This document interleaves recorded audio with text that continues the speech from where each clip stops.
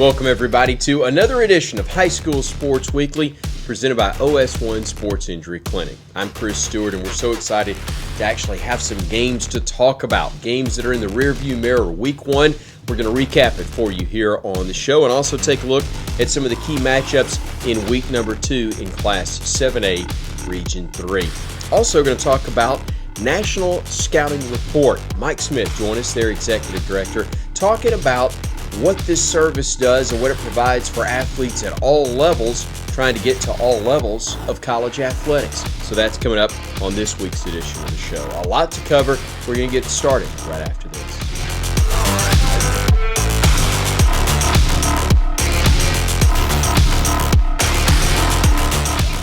OS1 Sports Injury Clinic in Hoover is a proud partner of High School Sports Weekly.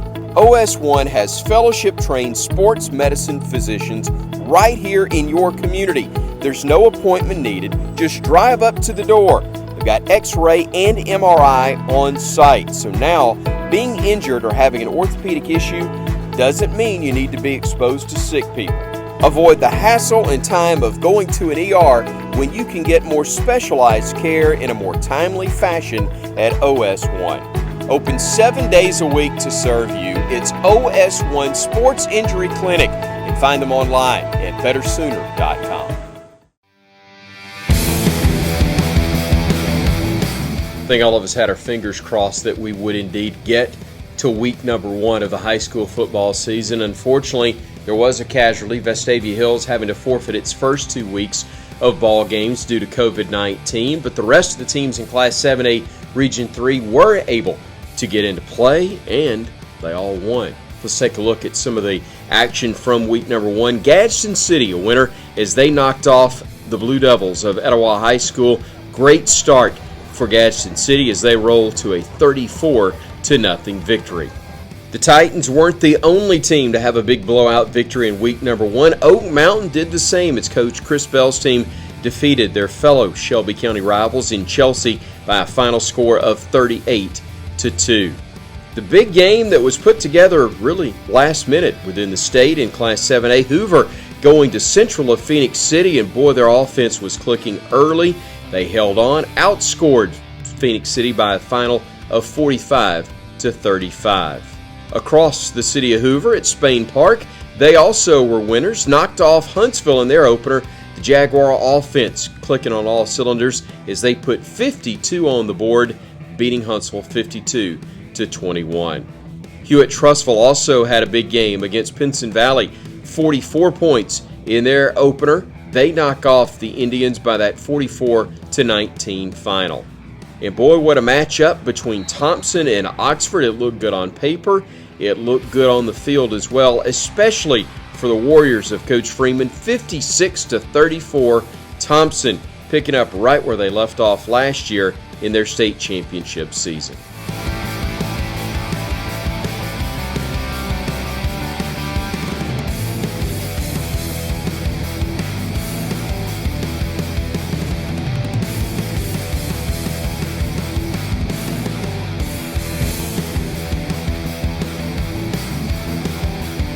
I mentioned Mark Freeman, the head coach of Thompson High School. He was among those we've had a chance to visit with leading into the year. If you didn't get a chance to catch the Meet the Coach segments that we did with almost all of our coaches within Class 7A Region 3, hope you'll look for those on Facebook Live and other social media platforms as well. We've gotten great response from that. We appreciate you checking out those interviews, and if you hadn't already, be sure to share it and tell others about it as well, and we'll continue to do things like that over the course of the year here on High School Sports Weekly. We're going to cover all sports for you here on High School Sports Weekly, and among those, volleyball, where in our area in Class 7A Region 3 had a great start to the season for Hoover High School. They actually lost their opener to McGill-Tulane, but were able to bounce back, and then at the Bodie Invitational Tournament, they were able to roll to the title there, defeating everybody. In fact, didn't even lose a set as they were able to uphold that number 1 ranking in the state by claiming the Juanita Bodie Championship at the Finley Center in Hoover. Coming up, though, we're going to talk with another coach in Hoover at Spain Park High School, Coach Kelly Bowen. Jerry Young having a chance to talk Jaguar volleyball. I am the head Spain Park volleyball coach. I have been here for 7 seasons, and it just keeps getting better every year. I've had some great teams in the past, and we've definitely increased our competitive edge in the past 7 years. We're always looking to get better. Our kids are extremely excited competing this season with the regulations and everything going on. But I think overall, I think this is probably one of my favorite groups because they compete every day in the gym. I don't ever have to come in and, hey, we're running if y'all do this, or they're very self-motivated. My faith. I'm a very faith-based person. I like, because I drive in about 40 minutes, and so that's a good silent time that I have, to just prepare for the day, and then on the way home evaluate how the day went. So it's a great change of pace for, most people don't have that. They have about 20, 25 minute, but I get the luxury of the 40-minute drive, but it's nice. Our standards still stay the same. We try to get 1% better every day, and then if our kids are taking steps backwards, we look as a coaching staff what we need to change and adjust. But other than that, our standards have not dropped. Obviously, with the 6 feet and 15 minutes, we've definitely done some different things as far as practice goes and how we line up on the bench, in regular games. So it's definitely different, but it's a privilege to play. Well, we have I wouldn't say a better chance of getting to regionals, but our area has drastically changed from the past 6 seasons. Mountain Brook dropped out of our area for the first time, and Gadsden City moved in. We're just trying to better ourselves every day for that postseason play. I would say relentless. We have played 3 days total for varsity. We have ran about 6 different lineups, and those kids have, ran with it, and whatever I throw at them, they adjust. There's a lot of times where we make a switch in the middle of a match, and they do well with adjusting. But right now, we're 6-1, and they find a way to win. And I'm just hoping that we continue to build off of that.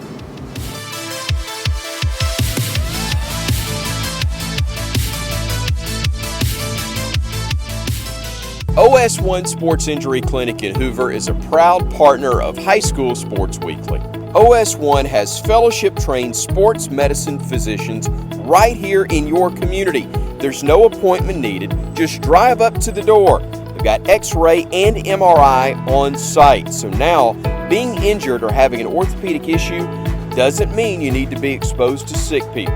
Avoid the hassle and time of going to an ER when you can get more specialized care in a more timely fashion at OS1. Open 7 days a week to serve you. It's OS1 Sports Injury Clinic, and find them online at bettersooner.com.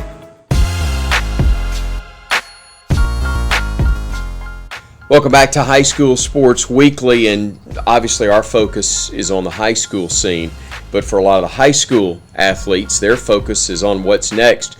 That's college, and an organization that does a lot of great work to help put colleges and high school athletes together for the future is National Scouting Report, and their executive director, Mike Smith, is with us. Mike, great to see you, and it's something you know quite well because you've been on the other side of it for a long time, former softball coach at the Division I level. Yeah, thanks for having me. I really appreciate it. Yeah, it's being on the other side of it's a little bit different. A lot of times we're out scouting, getting our nose to the grind, but now I'm on the other side of it. We're trying to put some great athletes in front of some great coaches across the country in every sport. And so now I kind of taken that other side of it and really be able to facilitate these athletes and help these scouts, really to kind of bridge that gap between the scout and the college coach, and put some great players in front of them and help dreams come true. And look, so often we know the blue chip, the football recruits, basketball recruits at the highest level, they know how that's going to transpire. But there are a lot of athletes that don't even know what the starting point is. And the reality is they've got an opportunity to play at the next level. They just kind of need the idea of where everything begins. Yeah. So that's where it begins is National Scouting Report. We've been a company since 1980, so we are on our 40-year anniversary right now. We've been around for a while, started in the garage of our original founder, and now we facilitate pretty much every sport across the country that offers scholarships. In fact, we just had our first flag football player. There's a NAI has flag football now, and so we had our first flag football player that we enrolled, and so I'm getting a chance to learn a lot of new things. But like I said, 40 years, our goal is to help make dreams come true. Coach, and I still call you Coach, what are you looking for in terms of the type of student athletes that you work with at National Scouting Report? Well, National Scouting Report, first thing and foremost, we work with qualified athletes that have great character, that of course are good athletes, but also have just great character. And we work with athletes from all levels, from the top Division I, the Power 5 conference. You know, I was able to work with those kids in the SEC at Ole Miss, all the way down to JUCO. And those kids stay with us. If they sign with us, they enroll with us. As a freshman, we'll stay with them all the way through they sign that 4-year scholarship. So even if they get into the junior college, they're with us until we get that 4-year scholarship with them. In all sports. In every sport that we that is across the country that offers scholarships.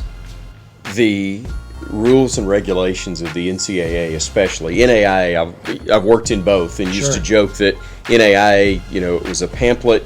The NCAA, it's a phone book in terms of what the rules are. But the reality is there's always a change. Sure. Always. So what is it that parents and the recruitable student athletes need to be aware of? Yeah, so you're talking about the phone book. I mean, I remember having to take that test and study that. It was crazy. But I think probably the most up-to-date rule is probably the new SAT, ACT eligibility piece of requiring athletes to be eligible to play. Before, because of what's happening with COVID, prospects had to take the SAT or ACT for requirements to be eligible for NCAA. Well, now, because of COVID, the NCAA has now put together pretty much a blanket waiver that has basically said that these 2021 student athletes do not have to take the SAT or ACT test. But what I think a lot of parents out there and athletes are taking from that is they don't have to take it at all. But in turn, those institutions, depending on where they go or where they're looking into, you still are going to need that to get into the schools as well as for financial aid. So from an NCAA eligibility standpoint, they don't have to take it.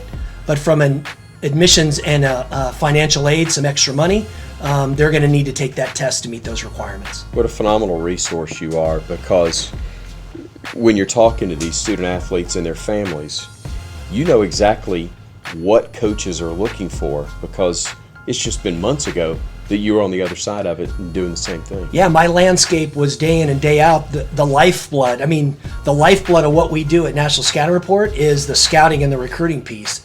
Same thing as a college coach. Our lifeblood is that recruiting. You're only as good as your next recruiting class, is what they say. So, I think as the executive director, again, like I said at the beginning, helping just to bridge that gap between the scouts and the coaches, as well as to give our scouts a little bit more information on really what these coaches and what these institutions are looking at to try to find that great prospect and to help make the dreams come true for these prospects that are out there across the country in every sport that we facilitate. Mike, it's been great to visit with you, and we look forward to having you on with us and NSR with us throughout the course of the year. But for those that want to go find you right now, tell them how they can find you on the web. Well, again, thanks for having me. But our website is www.nsr-inc.com. So that's the easiest way to find out what we're doing and to get recruited. Don't forget the dash. Oh, don't forget the dash. NSR high-school-inc.com. Mike, thanks so much. Thanks for having me. Appreciate it. Back with more in just a moment right here on High School Sports Weekly.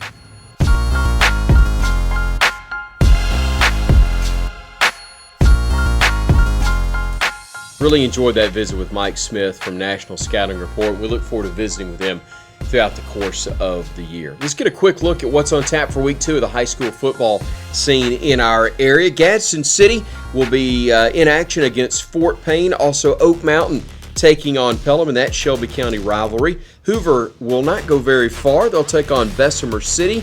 And Spain Park goes on the road to take on Briarwood, and another one that won't chew up a lot of gas between the two schools there. Hewitt-Trussville will be hosting Saraland. Thompson goes on the road to play at Sparkman, and unfortunately, again, due to COVID-19, Vestavia Hills having to forfeit what would have been their Week 2 game against Homewood, but look forward to seeing the Rebels in action next week when they take on the Hoover Bucks. It'll be the season opener and the last meeting for Buddy Anderson coaching a Rebel team against a school from Hoover, at least against the Buccaneers. Well, that's going to do it for this week's edition of our program. Thanks again to OS1 Sports Injury Clinic for their partnership with us. Thank you also to Mike Smith from National Scouting Report for his time as well. Most of all, we thank you for joining us right here on High School Sports Weekly.